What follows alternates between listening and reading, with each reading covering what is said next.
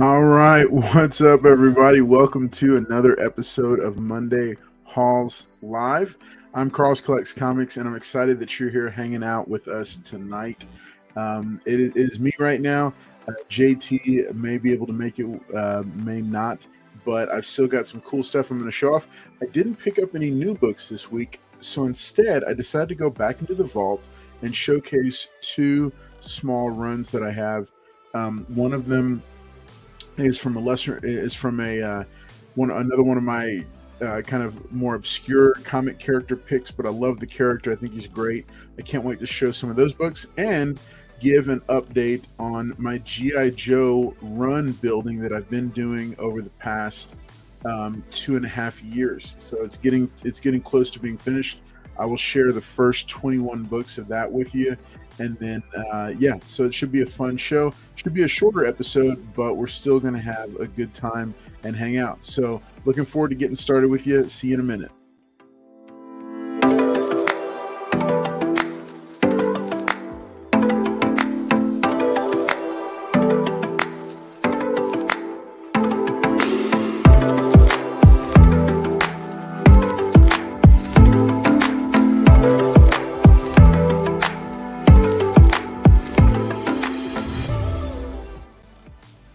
All right, so like I said in the opener, I've got a couple of books that I pulled from the vault to share with y'all tonight.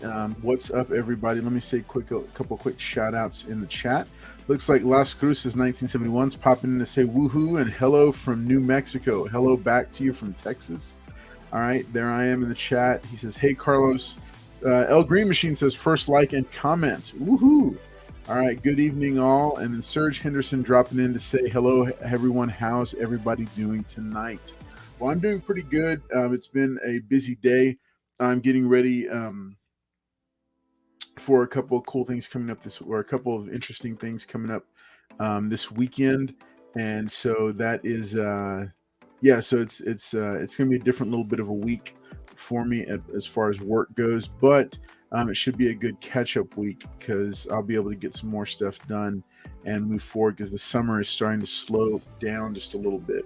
Make sure to drop in the chat how you're doing. What are some books that you maybe picked up this week? What are some books that I should be keeping an eye out for? There are a couple that I had earmarked, but instead I'm going to share these with you. So the character that I was referring to, he's been a favorite of mine for quite some time, and I picked up his first appearance and have picked up quite a few other key appearances of his, as well as I think some of his 1990s run. That character is none other than Deathlock, the Demolisher. His first appearance. This is his first appearance in Astonishing Tales number 25. And this is about a fine plus to very fine minus copy. This is a personal collection copy, so it's not like the super high grade, but it's one that I picked up. Found it for a pretty good deal at a local comic shop in their back issue bin because it was a lower grade, and I don't think they had updated prices, so I was able to get this. I want to think it was around $30 or $35, which today that's like a crazy. And it's been a few years, but that was a crazy good price for it, especially considering today where this book lands today. So I have always liked the character. I've always liked the design. I had his action figure growing up from one of the early Marvel Comics lines. But I don't just have his first appearance. I also have Astonishing Tales number 26, which is his second appearance. This really cool Rich Buckler copy or cover right here. This is a near mint copy, very clean copy of this one. I also have number 27, which was his third part of the story. This one is not quite as good in condition as the 26, but it's still really nice as well. So I've got those three. I also have number 33 from that run. I thought I had more of them, but yeah, these are the four that I had in my little store folio for the character. And so he's just a character that I've enjoyed. I love this Frankenstein homage that they gave him here, and I love the fact that it's George Perez that's handling art duties on this. So these books, the first appearance has shot up So this is a pricier book now, but these others, I was able to get these at 50% off sales for under $10 a piece, which is a pretty good price because they're about a $25 to $30 book now in high grade. So, and these have like relatively no spine damage or wear whatsoever. They're really clean copies. And then this 33, I think, is about a $5 to $10 book. But it's nice to have to pick this one up. I think it was something because I picked it up for, I was able to get it for like $2 or $3, so I went ahead and got it. Hey, that's all right, Serge Henderson. I'm glad that you're here with us tonight, hanging out with us this week. Let's see. Liz Barnes says, "Hey y'all, I hit that thumbs up. Nice, thank you for the reminder. Make sure and hit that like button if you haven't already." El Green Machine says, "I have a few of those." Hey, it's a good. If you're talking about his first appearance, that is a really good book to have. I think he is a character that is underrated, and I think that once he gets adapted properly on screen, I think, I really see him being just a winner of a character, because he's just such a tragic character. He's brought back to life, and just a really fun design for the character. So this is my big memory of him as a from the 90s. This anytime, of course, they put first issue collector's item on the title, on the cover of the book. This is that good 90s foil reflective cover here going on. I do have 2 copies of it. They're tucked away in here. I've also got Deathlok versus Doom here. And then that's a really cool homage cover to the Iron Man versus Doom cover. And then number 5 continues on with it, with some guest stars, some special guest stars from the 90s. I do have more of that run somewhere around here. I just haven't combined it with these yet. And the last one in my little Deathlok section that I had here is a super low grade copy of Marvel 2-in-1 number 54. This is the death of this version of Deathlok. So you can see he is a little bit different there. But yeah, I thought this was a cool, it's just another cool pickup. I think it also has Titania in it in some way, shape, or form. I'm not 100% sure about it. But yeah, so those are some Deathlok books that I decided to pull out of the vault and showcase, because I like to share about certain characters that I have an affinity for and that I think are great pickups and good bargains right now. Characters like Firestorm, Booster Gold, Power Girl, Zatanna. Those are all fantastic characters to be snagging right now. But I also think Deathlok is a really cool character, and not just because of possible media exploitation, but because he's just a really cool character. He's essentially Marvel's high-tech version of Frankenstein, but with a lot more going on there. So neat stuff. So Serge Henderson says, "Hey, Carlos, can you show that Deathlok number 1 with the silver cover, please? I was trying to see if it was signed." It is not signed. These are not autographed copies. Wait, let me see. No, that's just how the cover is. They are not signed. That was pre-printed on the cover, and it's exactly the same on both of them, so it's definitely not an autograph. But yeah, these are the Deathloks. They are not autographed. I don't have autographed copies of them, because I usually put like a little certificate in the back to help me keep track of when I got the books signed. So those are my Deathlok books. So the other thing that I shared that I was going to update y'all on was my G.I. Joe run build that I've been working on. Now that doesn't happen as much anymore, I think, because I think a lot of people focus on just the key books in any given run and don't really get the, quote unquote fillers. But for me, I love, I'm kind of a completionist, not when it comes to like variant covers, but a completionist when it comes to runs and, and trying to build a complete collection of a certain title. And so for me, G.I. Joe, growing up, G.I. Joe was always the number 1 cartoon that I was watching. It beat out Transformers, Thundercats. I loved Visionaries also, and Mask. I think I liked Mask so much because it was kind of a mashup of Transformers and GI Joe. But the big one for me was GI Joe, and so I remember trying to buy the comic books off of newsstands as a kid. And you'd find like a 3-pack, and I'd get so excited. A 3-pack for like $3.99 or for $1 or something, whatever the price was at the time. And I would just buy them, take them home, rip them open, and hope for the best. And usually have like 3 copies of the same comic, and then a couple of extra ones. And I never had a full run of the title, even even into adulthood. So about 2.5 years ago, I decided I was going to build a GI Joe run, and I've started to do that. And now I think I have, out of the total 155 issue run, I am down to just, I think 37 is what I need. I just need 37 single issues. I've got those. I've put those numbers out there. Hey, if you're somebody and you're watching, you have a bunch of GI Joe comics that you want to sell off, and feel free to message me, because I do keep a running tally of which books I don't have for that run. So where I'm at right now with it is I now have 1 through 20. I've got 1 through 19, and then I've also got and I decided to show 21 here as well because it's such a big key. But I've gotten all the way through 19.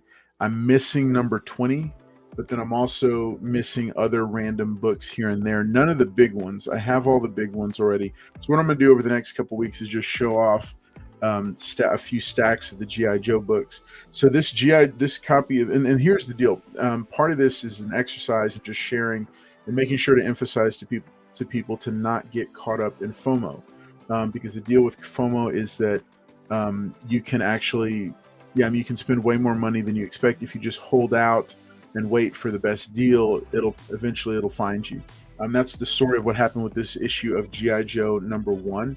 This is about a mid-grade. I put it at a very good version because it does have some scratches. It is a newsstand, but it's got some corner dings going on. Sorry. It's got some corner dings going on. You can see a little bit of it there. You can see some of the creases in it. And then it's got some scratching on the cover. And the Larry Hama signature, you can see the white where it's scratched away. But it is signed. I did get it recently signed by Larry Hama earlier this year when I went to a convention and he was there. Well, the cool thing about this book is that I got this book for right at $20. And this is easily, in its condition, a $50 to $70 book. But I wanted a raw copy. I have a graded CGC 9.6 copy for the personal collection, but I wanted a raw copy to keep with my run. And this one, when I found it, it was one of those things where I found this and issue #2 for just insanely low prices at a local comic shop. And they had just priced them, and I walked in, and as soon as I saw it, I said, "How much do you want for that?" And they said, "It's $20." I said, "I will take that." And that's just one of those things. I'd waited a long time to get a second copy of issue #1 because I didn't want to pay a lot because I already had a high grade copy. But I said, this is So this was issue #1. It's now signed by Larry Hama. I also picked up an issue #2. This is another lower grade copy. It's about a fine. Definitely needs a clean and press. It is a direct edition, but this is one of those ones I can always upgrade later if I'd like to. Oh, that's cool. That's cool. It's a good book to have. I think it's a really good book to have, the Deathlock #1s. So this is GI Joe #3. This is a much higher grade copy. This is a near mint to near mint plus. I think I bought this off of the wall of a comic shop. Got it for I think I got it for $20. It's crazy to me that #3, I paid the same amount for this as I did for that #1. GI Joe #4.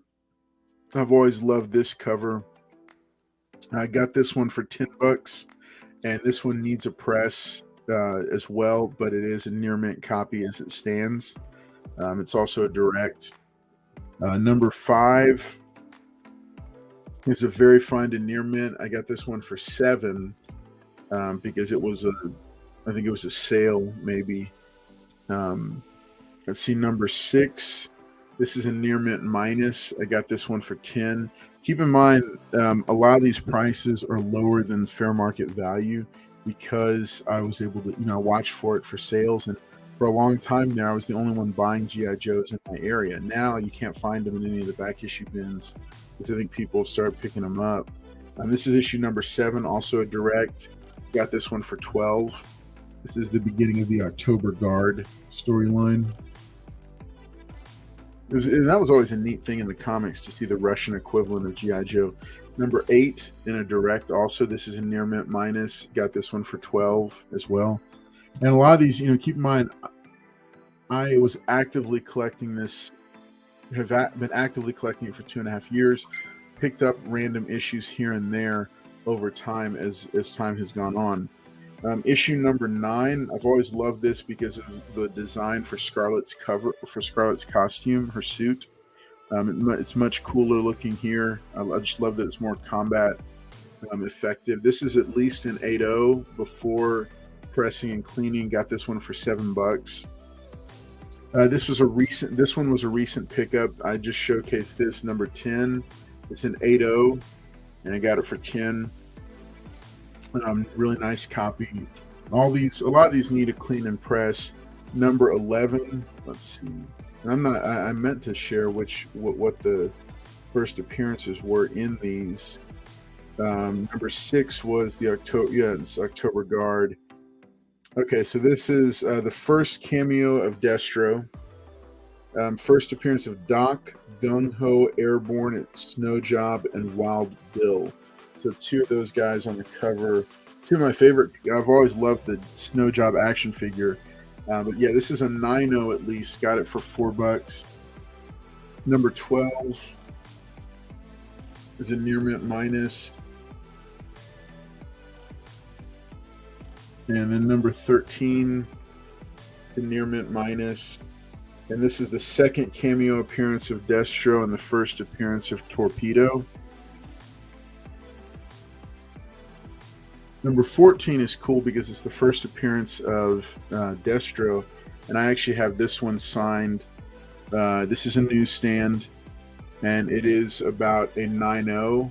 It's been pressed, and I had it signed by both Larry Hama and Arthur Burghardt, the infamous voice of Destro. He was having a rough weekend, the convention I met him at, but still had him sign my book. So this is a cool one. These are personal collection books, and for those who are wondering why did I not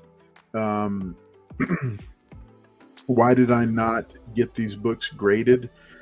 Price $70+ per book to get it CGC graded. It just didn't make sense because these are this set is a personal collection copy, and I don't intend to sell these. At any point, really. Like if there's any run of books, this is in the top 5 runs that I own, so I'm not looking to sell this ever.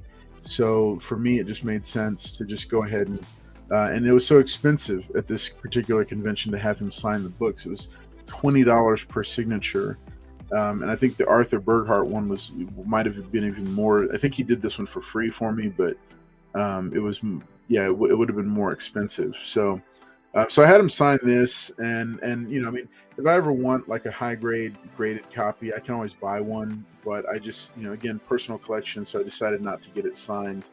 I decided not to get it slabbed. It's just gotten way too expensive with the prices being driven up the way they've been, and it's just not worth it to pay that much for as many books as I got signed by Larry Hama.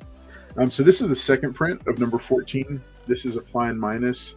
It's got a spine rolls, loose staples, but it's still second print, and I decided to hold on to it and keep it here. What's up, David Dotson? Good to see you as well. Glad that you're here hanging out with us. All right, Serge Henderson says, question, did you buy the G.I. Joe comics with the Mylar, or you had to buy the Mylar separate? Yes. All these books, they are stored in Mylite 2s, which is my preferred Mylar. And they do have... I don't know if you can see it, but they have the E. Gerber fullbacks, which is the thicker, firmer version. So there's not really a lot of play in these in them. And I went ahead and did that because, again, this is a personal collection run, and I don't intend, I do want these to be archived as well as possible. So that's why I went ahead and put these in my own Mylars and did put them with fullbacks. I didn't put the clear backs on these because that's a lot. I mean, that's a lot to put on here, but yeah, I did go ahead and Mylar them myself. All right, number 15. Yep, number 15 is the first cameo appearance of Major Blood. This is in Near Mint Minus. I got this one for $12. So really, yeah, it's just fun to get these, but I love Snake Eyes just hanging on there. It's good to get these. For me, it's been fun to build this run. And, not a lot of people may be interested in it, but this is a huge run for me because it meant so much to me in my childhood. And, for a lot of us that are my age, nostalgia is one of the biggest reasons why we buy these comics. It's those warm fuzzies. And that's why, when I talk about how to add value to your collection, one of the ways to add value, and if you start to feel burnt out, I know we talked about that last Wednesday on the giveaway show. If you start to feel burned out, one way to do that is to reconnect with the source material that you have really fond memories of as a child. And I'll also share some other runs later on, in future episodes. As we transition what this show is, I'll be sharing some different runs that just really mean a lot to me. So this is number 16. Love this cover of the two of them fighting it out on the top of that tank there, on the top of that base. This is a VF minus. I got it for $7. It's another early issue. Okay, so issue number 17. This was another recent pickup. There's Major Blood hanging out on the cover. Oh yeah. This was the first full appearance of Major Blood, first appearance of CoverGirl, first appearance of Tripwire, which was a really cool character. And that's the thing about the G.I. Joe run, is like every couple of books was brand new characters being introduced. So they are big. There's lots of key books in the run. So number 17 is the first cover appearance of Major Blood. This is a really high grade copy. Or that's actually, it's not, I got it as a 7. Wonder why. All right, so just don't change the name to Monday Night Runs. All right, Serge Henderson says, another question, Cross. Slim, do you have 2 sets of G.I. Joe comics, one for you to read and one for you to go look for? May not have. No, I don't have doubles. The only reason I have a couple of doubles mixed in is if there's a second print that I decided to pick up along with the first print. But I don't have doubles of anything other than number 1. And number 1, I've got the CGC 9.6 that's on display in the hallway here, and then I've got the signed copy, which is a raw and a lower grade copy. And that, again, for a personal collection, I don't feel like I didn't want to double up until I at least had one of every issue, and then at that point I might consider it. So yeah, but good questions, man. Thanks for dropping the questions in. Thanks to all of you for hanging out here tonight. I welcome any questions that you have about either building a run or G.I. Joe in particular. Feel free to drop it in here, and I'll tell you about my experiences that and how I went about building it to get the complete. This is at about an 8.5 plus or minus. Really another nice high grade copy. I got this one for $7.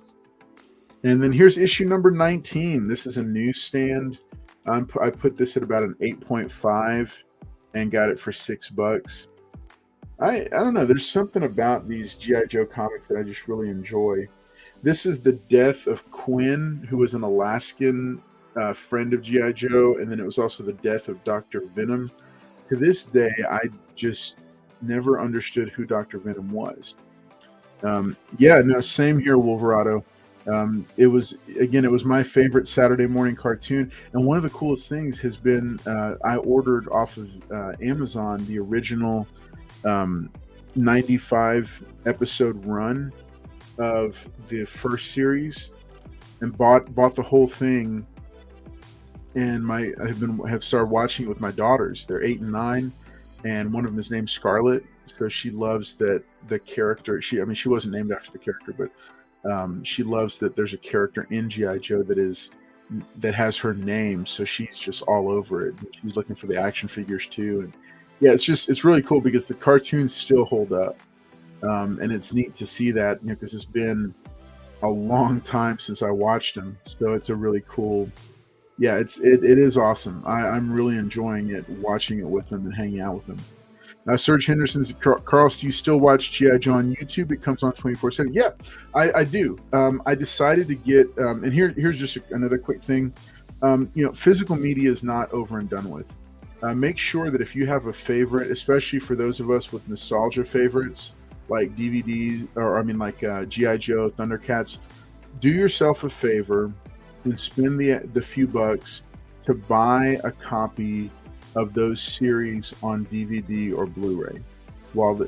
Because I know that everybody's trying to push things towards streaming. The biggest problem with streaming is that if at any point that manufacturer or the rights owner decides to just take them down because for whatever reason, you won't be able to find them. And what I've seen happen with certain physical media copies is the price starts going up. And so just friendly tip. I love watching them on I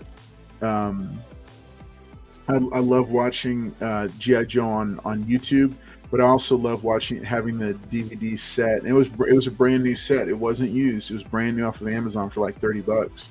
And so I went ahead and bought it. It was quickest, easiest thing I'd ever. So I planned to get like Voltron and all the other series that I had growing up, and just go ahead and get them. For a while there, I wasn't buying DVDs or Blu-rays, but with recent events being what they are, stuff being changed without notice, stuff being pulled off of all these streaming services because it doesn't make sense for them to do it, and with the SAG negotiations for actors' residuals, I think you're going to see more stuff get pulled down that used to just live up there and wasn't a big deal. But as these rights get renegotiated for streaming, it's going to have downstream effects. So get a physical copy while you can.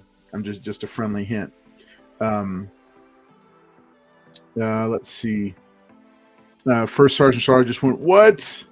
That's cool. That's kind of cool. I hope somebody got it for a good. It sounds like somebody got it for a good price because nobody knew what it was. All right, let's see. Serge says, because I've been trying to look for Operation Dragonfly. I'm not familiar. Oh, wait. I think if you're talking about the episode, my hint again to you, buy the DVD set. Yeah, no one knew what it was. Thought it was just a random Joe book. And see, that's the thing. With G.I. Joe, every couple of issues are first appearances. And some of them are major characters that people haven't. So if you haven't watched my top 10 G.I. Joe books to get, I think it's got like 4,000 views now here on the channel. Scroll down to the 80s section on the homepage for my channel and watch it. Because there's some books there that people just completely miss all the time. Like the first appearance of Flint, Tomax, and Zaymont. I'm telling you, that's going to be a big deal because they're going to develop a property with Lady J, and Flint is always going to be there with Lady J. So, that book. I do have multiples of that book, Serge. Let's see, what is Couple Comics says. Hey, what's up, Couple Comics? Y'all make sure and check him. He's part of the Monday night lineup here on YouTube for the comic community. Y'all make sure and click on his comment and jump over and subscribe to his channel. He's got some cool stuff, and he's kind of my lead-in for the Monday night hauls. And yeah, I think it's been a pretty good Monday. What's up? What's up? Hi from Croatia. Ever heard? Yeah, I've heard of Croatia. We're glad to have you. I don't want to butcher your name, but I'm glad that you're here hanging out with us tonight. Louis V, what's up? He says, Carlos, Louis V. All right, let's see. I've been going back and watching your older vids. Love the top Latino comics. Yeah, that was a fun one. And a lot of these I need to do more updates and more episodes with just focusing on some of these characters that I still haven't done. If you like the top Latino comics, make sure and check out the top 10 White Tiger books, the top 10 Spider-Man 2099, and then I've got the top 10 Jaime Reyes Blue Beetle comics. How many copies of 21 do I have? I only have one, and this is it. To finish it out, this is about a 7.0. It was pressed in March of this year, and it was signed at a convention. I love how it turned out. He signed it right there in yellow paint marker, and it just pops so well. So this book, this book was in lower grade, pressed niche worldwide, did a fantastic job pressing it. It cost me, I think it was like 12 or 15 bucks to get it pressed. Well worth it, because he does a precision job. Literally the best presser I know right now. And I completely trust him with my books, and completely trust him, highest degree of integrity with him. So big shout out to Drew and his crew, because he does have employees now that work for him for this. So this is number 21. I'm leaving off with showing off the run tonight with issue number 21. I'm going to pick up with 22 maybe next week and show another 20 books. But these are the first 21 issues of my G.I. Joe run. I'm still missing number 20. I haven't gotten that yet, but then after that, I think I'll have complete 1 through 25, and then scattered throughout. So hey, I've really enjoyed sharing these with you. Didn't want this episode to go too long tonight, but wanted to make sure to get through a good stack of these. And I just wanted to I just want to continue sharing, because I thought it was a really good discussion that we had on this past Wednesday. Go back and watch that episode of the giveaway show if you haven't seen it yet, where we talk about how to combat comic collecting burnout.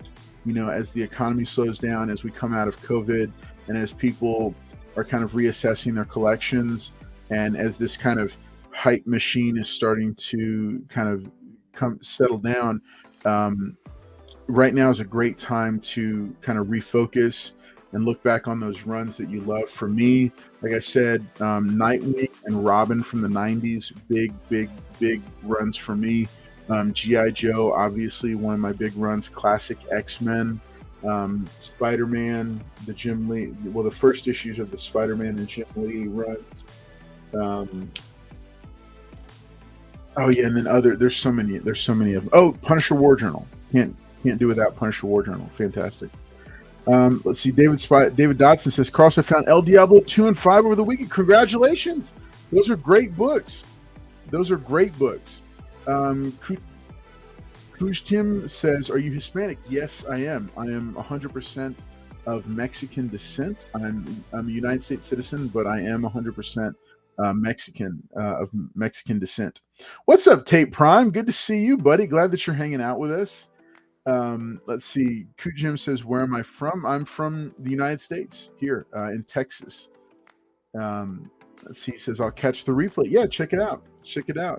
Last week's show was awesome. Yeah, I thought so. I thought we're going to do chat takeovers more often, because I really enjoyed it. So I think it turned out really good. So you heard Hama tell the story behind the No Dialogue book at Dallas Fan Expo a few years back. Yeah, Larry Hama is one of the nicest, coolest guys. And here's a pickup that I did that I didn't even know it existed when I went to see him at this local convention. And I wish I had, because it's like it's one of my favorite G.I. Joe action figures now. It's the Larry Hama action figure.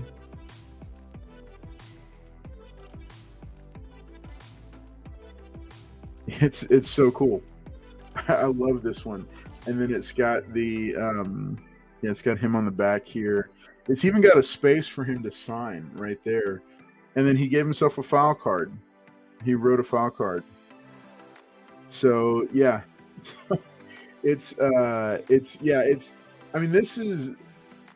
Yeah, I wish I had known this thing had existed because I would have absolutely gotten him to sign it. But yeah, I got to get some. I got to get some. What do you call it?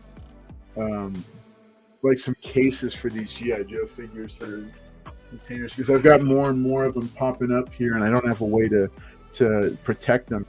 Wolverado, yeah, I'm here in Houston, in the greater Houston area in Texas. So I'm based here in the greater Houston area. I make it to Austin, Dallas, Fort Worth, usually once a year, from Arlington, usually once a year for all of them. Even sometimes like Canyon Lake, try to make it around, but I'm based in the greater Houston area. Yeah, Serge. Hey, I loved it. I enjoyed it. I'm going to continue to show off some of these different runs that I've talked about because the thing is, a lot of these runs, I'd already collected these before I started the channel.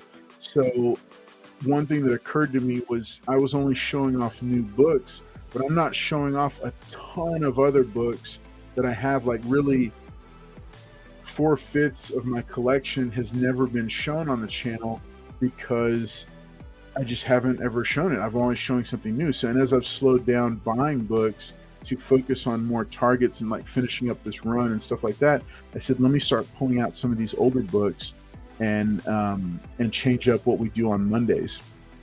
Wolverado says, awesome. Tate Prime says, sweet.